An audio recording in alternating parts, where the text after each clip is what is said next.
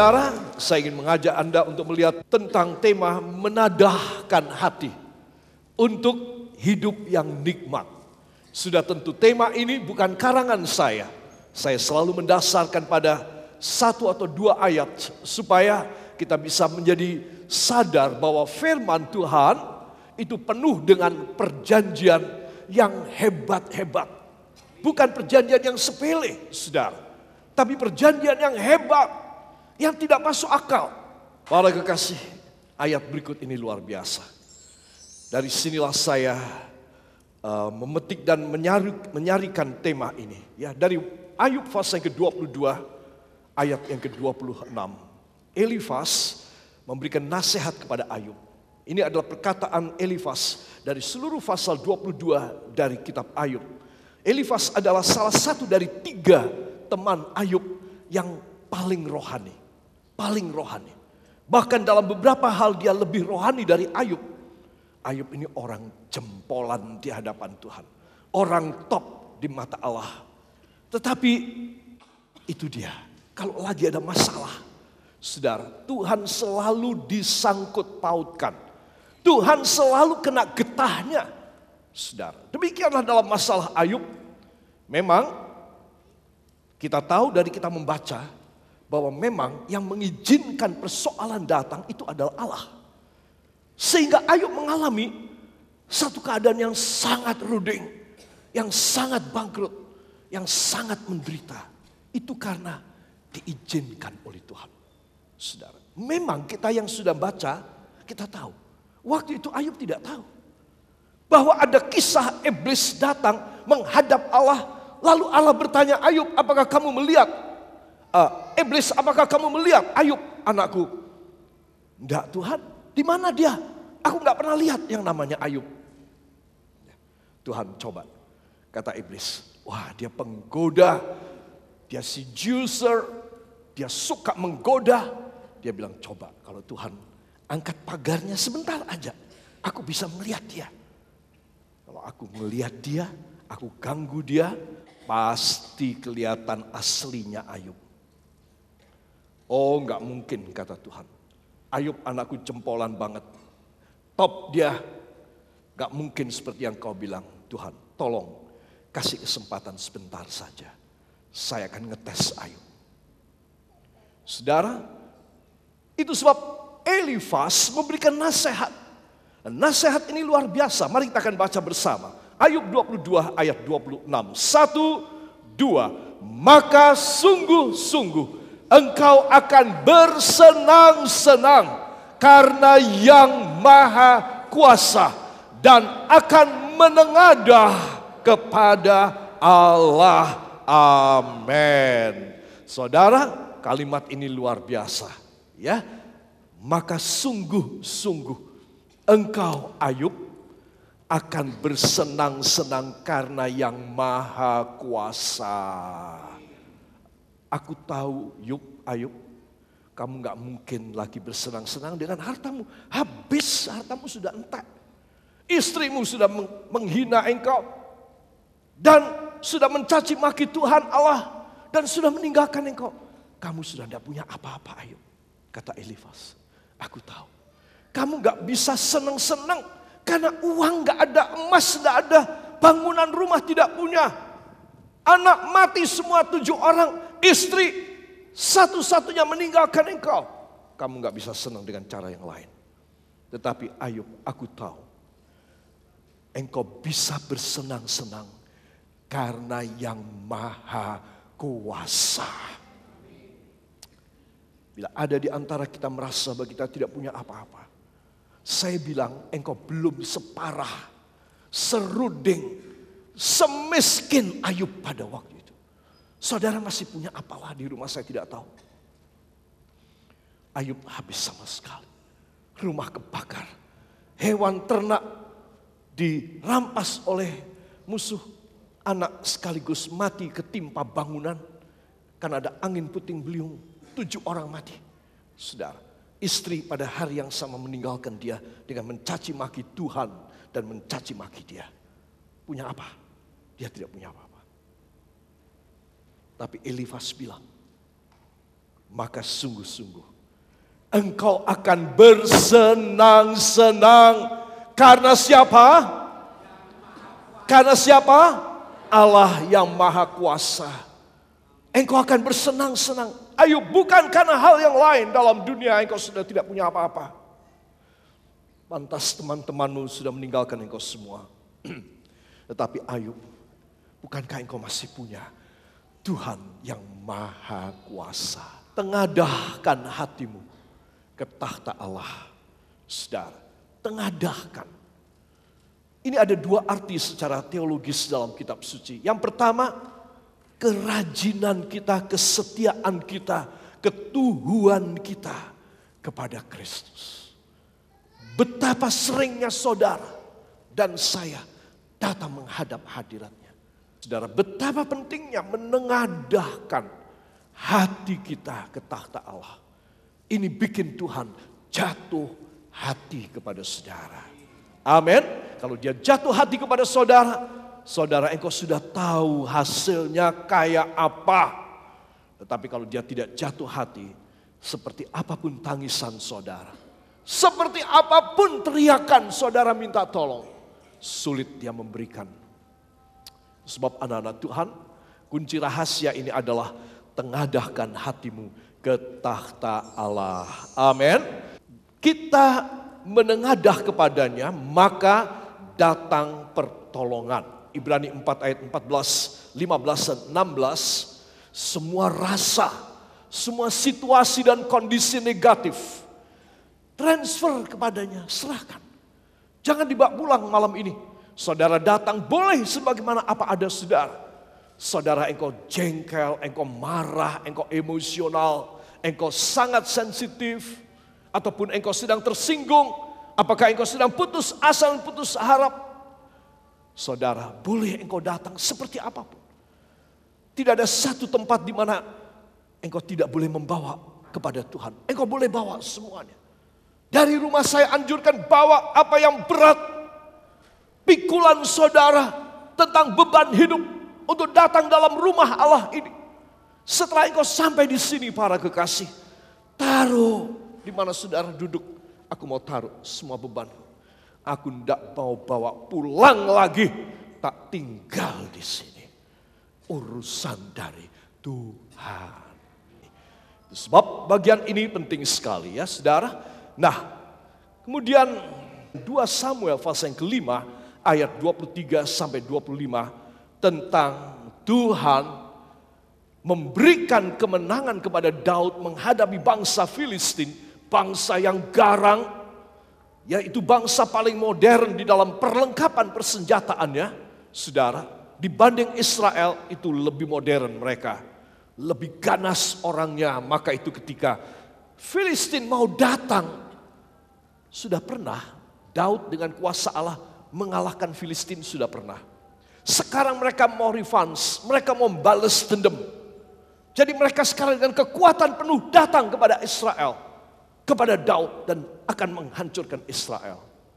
Saudara, Daud mengangkat tangan berdoa, Tuhan, bolehkah hamba melawan Filistin dan tolong kasih kemenangan. Saudara, kali ini Tuhan bilang tidak boleh.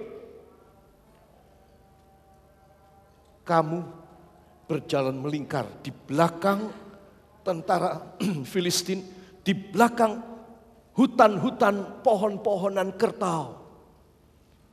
Tuhan, yang benar aja. Aku tidak mau pakai cara pengkhianat dan pengecut macam begitu. Aku tidak mau menyerang orang dari belakang, Tuhan. Kamu nurut. Kamu buat perjalanan berputar di belakang pohon kertau dan kamu tunggu. Aku yang akan perang ganti kamu. Amin.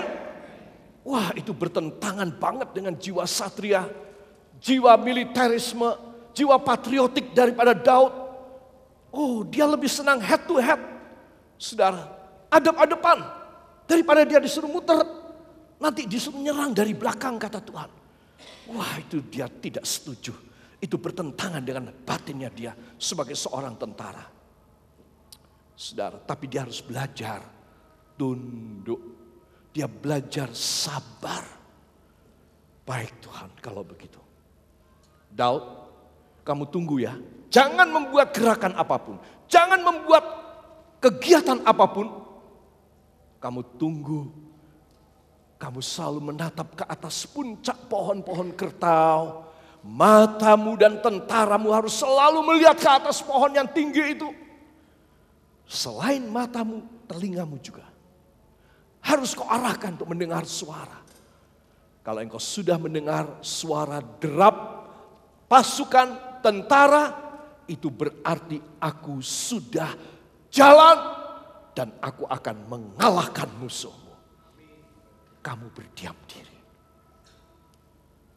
Saudara, di sini kita melihat hal yang bertentangan dengan batinnya Daud.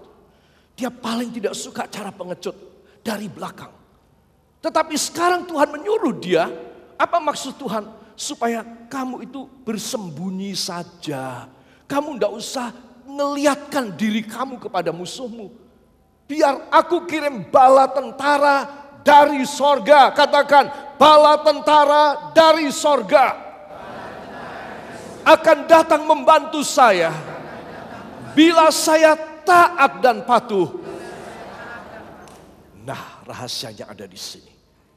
Kenapa kita merasa berperang sendirian? Kenapa kita merasa capek dan kita harus semuanya tanggung jawabku? Kalau bukan aku yang maju, kata si istri, suamiku tidak bisa apa-apa. Kalau bukan aku yang maju, tidak beres semuanya. Suami berkata, dasar istri malas tidak bisa apa-apa. Kalau bukan aku suaminya, tidak bisa beres semuanya. Saudara, seringkali orang merasa bahwa dirinya hebat dan pasangan hidupnya tidak karu-karuan. Impoten, tidak berhasil, tidak punya tenaga apapun. Saudara, seringkali orang menyalahkan dan orang lain dan mengunggulkan, aku bisa. Saudara, pada stage, pada tahap ini, Allah tidak berkenan pada keluarga ini. Allah mundur dari rumah tangga ini. Sebab itu saudara mesti tahu, di dalam Alkitab yang dibutuhkan adalah kedua belah pihak atau siapapun dalam rumah, kalau tidak ada orang tua, anak-anak semua harus belajar taat kepada firman. Walau itu juga konflik batin. Tidak setuju, saudara nggak setuju pokoknya. Tetapi harus taat. Amin.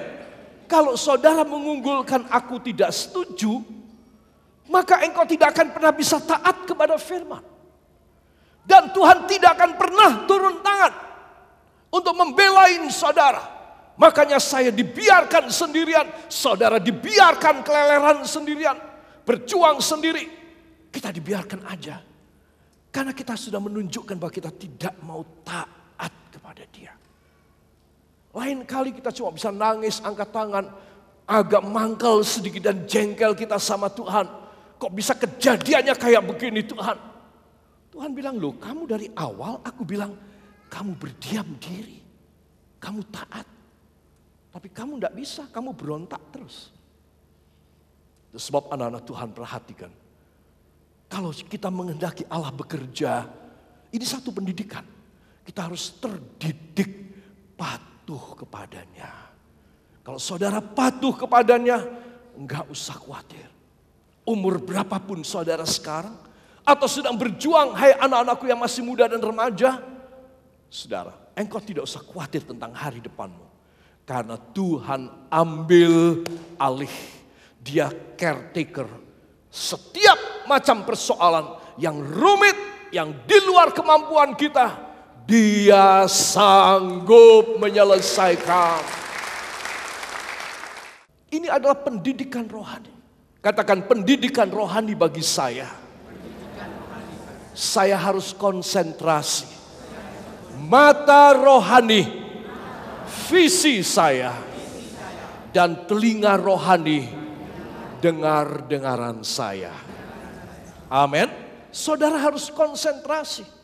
Saudara, sampai tiba waktunya, saudara, Tuhan mengirim bala tentara dari langit dan berjalan di atas pohon. Saudara, pohon kertau bukan pohon yang atasnya itu rata.